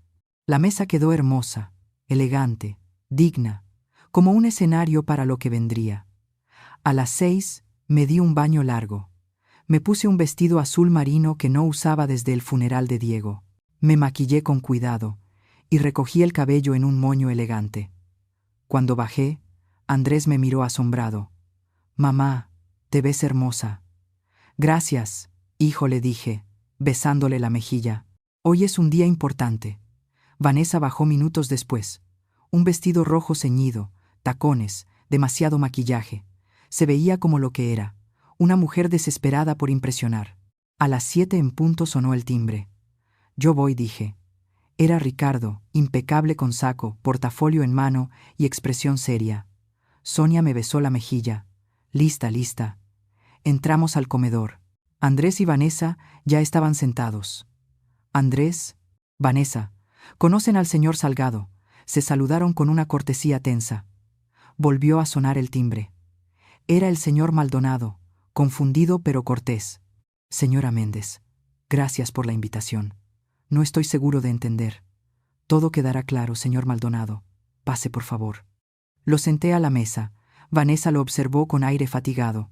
Nuevamente el timbre. Esta vez el señor Cardi, el notario verdadero. «Señor Cardi, gracias por venir». Cuando expliqué la situación, no pude negarme. Vanessa palideció considerablemente. «Mamá», dijo Andrés, preocupado, «¿qué está pasando?». Y entonces llegó el invitado que nadie esperaba. Respondí al timbre yo misma. Abrí la puerta, y allí estaba Javier Ruiz, el esposo legal de Vanessa, un hombre de 42 años, bronceado, con el rostro marcado por el sol y el trabajo. Vestía jeans limpios y camisa de vestir. Se había arreglado para la ocasión. «Señora Méndez», dijo con respeto. «Javier, gracias por venir desde tan lejos. Es lo mínimo que puedo hacer». Lo llevé al comedor y cuando Vanessa lo vio, el color se le fue del todo. «Javi», susurró ella. Andrés miraba entre ellos, confundido. «¿Quién es ese hombre, mamá?», preguntó. «Andrés», respondí con voz firme. «Quiero que conozcas a Javier Ruiz, el esposo de Vanessa». El silencio que siguió fue absoluto. «¿Qué?». La voz de Andrés salió apenas un hilo. Vanessa se levantó de un salto. «Esto es un malentendido. Puedo explicarlo». Se sentó de nuevo. Mi voz cortó el aire como un látigo. Algo en mi tono la hizo obedecer. Me coloqué en la cabecera de la mesa. Todos me miraban. Yo solo tenía ojos para Vanessa. «Esta cena trata sobre la verdad», empecé. «Una verdad que ha estado enterrada bajo mentiras durante 2 años». «Mamá, ¿de qué hablas?». Andrés parecía perdido. «Déjame mostrártelo». Asentía Ricardo. Sacó su laptop del portafolio y la colocó en la mesa. La conectó a un pequeño proyector portátil apuntado a la pared blanca del comedor. «Vamos a ver una película», dije. «La película de cómo Vanessa Quiroga ha estado destruyendo a nuestra familia». Presioné play. La primera imagen fue un acta de matrimonio. Vanessa y Javier. Fecha 14 de marzo de 2017. Vanessa está legalmente casada. Dije que nunca se divorció. Tu relación con ella, Andrés, es legalmente inválida. Eres el amante, no el esposo. Andrés quedó inmóvil, como si le hubieran dado un golpe en la cabeza. La siguiente imagen. Estados de cuenta bancarios. Las deudas de Vanessa. 89,000 pesos. Esto explica por qué está aquí. No por amor, sino por dinero. Luego comenzaron las grabaciones. Conversaciones telefónicas donde se escucha la voz de Vanessa diciendo: «La anciana se está viniendo abajo». Y el mismo plan que usó en Denver. Luego, los videos de ella entrando a mi cuarto, revisando mis cajones, fotografiando mis documentos, robando de mi caja fuerte. Se había llevado 7,700 pesos de mis ahorros. Y, por fin, los documentos falsificados. El poder notarial con mi firma imitada, la carta falsa al notario. Intentó quedarse con mi casa usando papeles falsos. Falsificación de firma, fraude, hurto. Cada imagen fue un golpe. Cada documento, una puñalada. Andrés dejó de respirar. Literalmente. Se quedó paralizado, con la mirada fija en la pared, viendo su realidad desmoronarse pedazo a pedazo. Vanessa intentó levantarse, pero el señor Cardi habló. Señorita Quiroga, le recomiendo que permanezca sentada. Ya he presentado una denuncia formal ante la Fiscalía. Hay una orden de aprehensión en trámite. Ella se desplomó en la silla. No fue todo lo que alcanzó a decir. Me volví hacia Javier. Señor Ruiz, ¿podría decirnos qué le dijo Vanessa cuando se puso en contacto con usted hace 2 meses? Javier asintió, mirándola con mezcla de lástima y desprecio. Me dijo que había encontrado a un tonto con casa propia y a una anciana que está en sus últimas, que en unos meses tendría dinero suficiente para desaparecer otra vez. Me pidió que le prestara 5,000 pesos para adelantar el plan. Andrés produjo un sonido entre sollozo y grito ahogado. «¡Andrés!», exclamó Vanessa, y quiso tocarlo, pero él se apartó como si su contacto quemara. «No me toques», dijo, con la voz temblando. «No te atrevas». Me volví hacia el señor Maldonado, que observaba todo con los ojos abiertos. «Señor Maldonado, usted fue contactado por esta mujer para comprar una propiedad que ella no tiene derecho a vender. Los 30,000 pesos que dio como depósito fueron robados. El señor Ricardo le ayudará a recuperarlos y a presentar su propia denuncia». El ingeniero asintió mecánicamente, aún en estado de shock. Finalmente me volví hacia Vanessa. Lloraba, las lágrimas corrían sobre su maquillaje perfecto y dejaban surcos negros en sus mejillas. «Por favor», suplicó, «puedo explicar todo». «No hay nada que explicar», dije con la voz helada. «Eres una estafadora profesional, una delincuente que ha destruido familias enteras. Y pensaste que yo sería tu próxima víctima». «Mamá, por favor, no me llames mamá», rogó Andrés. Cada palabra suya era veneno. «No eres familia. Nunca lo fuiste. Eres una depredadora que vio la debilidad y atacó. Pero cometiste un error». «¿Cuál?», balbuceó ella. «Suponer que, porque tengo 68 años, estoy acabada, que soy débil, indefensa, que podrías manipularme y destruirme sin consecuencias». Sonreí, sin calor. «Te equivocaste. Porque yo construí esta casa con mis propias manos. Sobreviví cosas que te habrían roto en 1000 pedazos, y no voy a permitir que una criminal vulgar se lleve todo por lo que luché. Ricardo, llama a las autoridades», dije. Vanessa se puso de pie de repente. «Andrés, di algo. Defiéndeme». Todas las miradas se volvieron hacia mi hijo. Andrés estaba sentado con las manos sobre la mesa, mirándolas como si no fueran suyas. Sus ojos estaban enrojecidos, su rostro hecho trizas. Cuando habló, la voz se le quebró por completo. «¿Alguna de esas cosas fue verdad alguna vez?», preguntó Andrés. Vanessa abrió la boca, la cerró, la volvió a abrir. Yo te amé», mintió. La palabra golpeó como un látigo. Todo había sido mentira desde el principio. Él se levantó despacio, caminó hacia ella y por un instante pensé que la abrazaría para perdonarla, para mostrarse débil como ella creía. Pero se detuvo frente a ella y dijo lo único que importaba: «Quiero que te vayas de esta casa ahora mismo». El grito resonó en el comedor. Vanessa retrocedió, tropezando con su silla. Buscó apoyo con la mirada, pero solo encontró acusación en todo el lugar. «No tienes derecho», comenzó. Pero entonces llegaron las autoridades. 2 agentes de la Fiscalía, un hombre y una mujer, entraron con la orden. Vanessa Quiroga, dijo uno de ellos, mientras ella asintió débilmente. «Queda usted detenida por falsificación de documentos públicos, fraude y robo. Tiene derecho a guardar silencio». La esposaron allí mismo, en el piso de madera del comedor que yo misma coloqué con mis manos. Mientras se la llevaban, me miró por última vez. No había súplica en sus ojos, solo odio puro. «Esto no ha terminado», me sisió. «Para ti sí», le respondí. «Terminó el día que decidiste que Sonia Méndez sería una víctima fácil». Se la llevaron, la puerta se cerró y el silencio que quedó fue ensordecedor. Cuando todos se fueron, la casa quedó en calma. Un silencio diferente al de antes. Ya no estaba lleno de tensión ni de manipulación. Era un silencio vacío, hueco. Andrés seguía sentado en el comedor. No se había movido desde que se llevaron a Vanessa. Solo miraba sus manos sobre la mesa, como buscando respuestas en las líneas de sus palmas. Me senté frente a él. «Hijo». «No». Su voz fue cortante. Esperé. Los minutos pasaban como horas. Finalmente, levantó la mirada.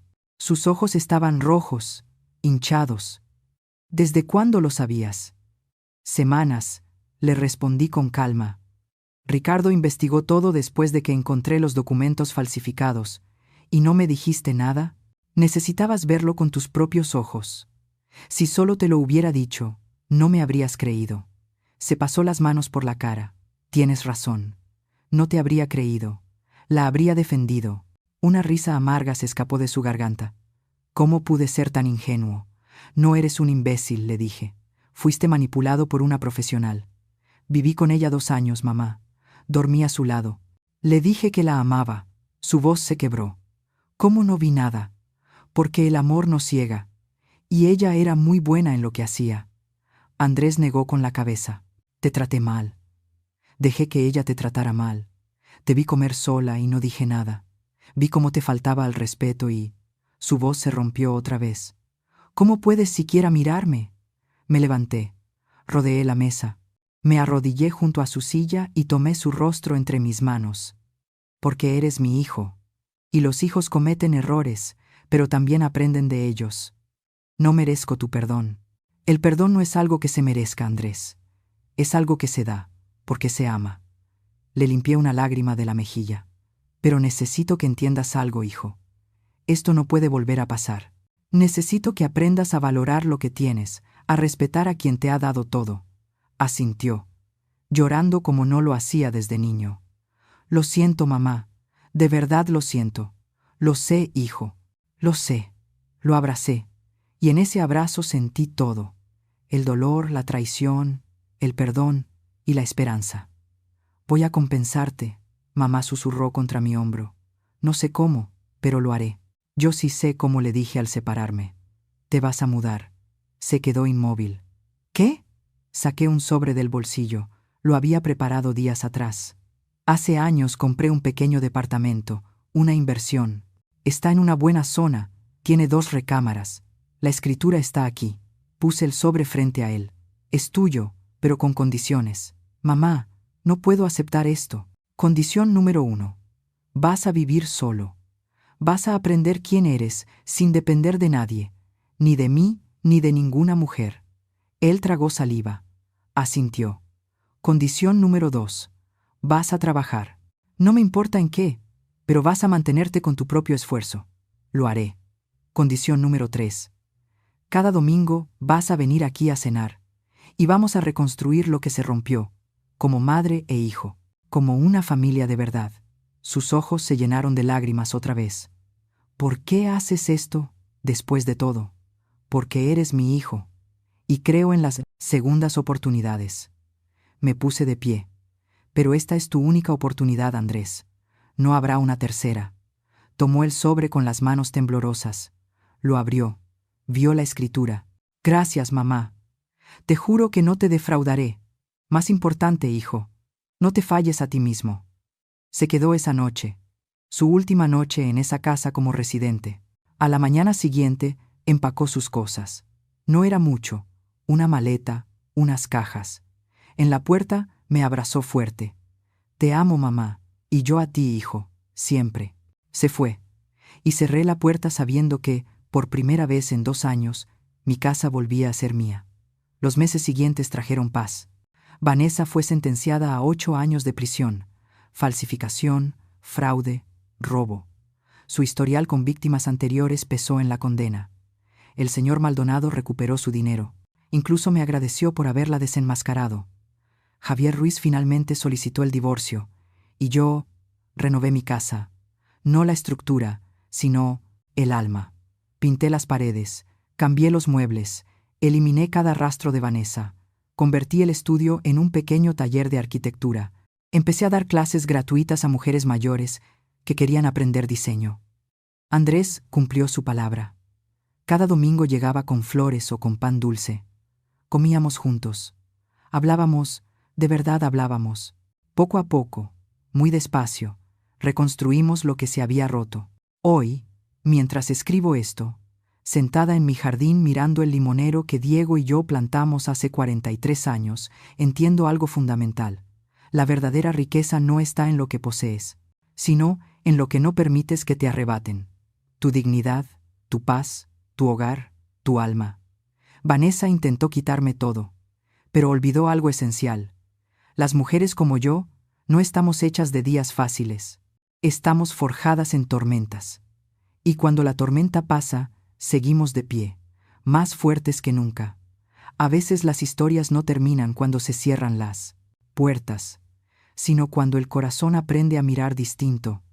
Cada familia, cada amor, cada pérdida, deja una huella, y tal vez eso es lo que más nos une: aprender a sanar, a perdonar y a seguir caminando. Gracias por estar aquí, por escuchar mi historia. ¿Alguna vez has vivido algo parecido? Y dime, si tú estuvieras en mi lugar, ¿qué harías? Me encantaría leer tu opinión en los comentarios, porque aquí en Bóveda, Historias de las Abuelas, no solo contamos historias, las compartimos para sanar juntos. Si esta historia tocó tu corazón, suscríbete para no perderte las próximas, y comparte este video, quizás tus palabras hoy le den esperanza a alguien que la necesita.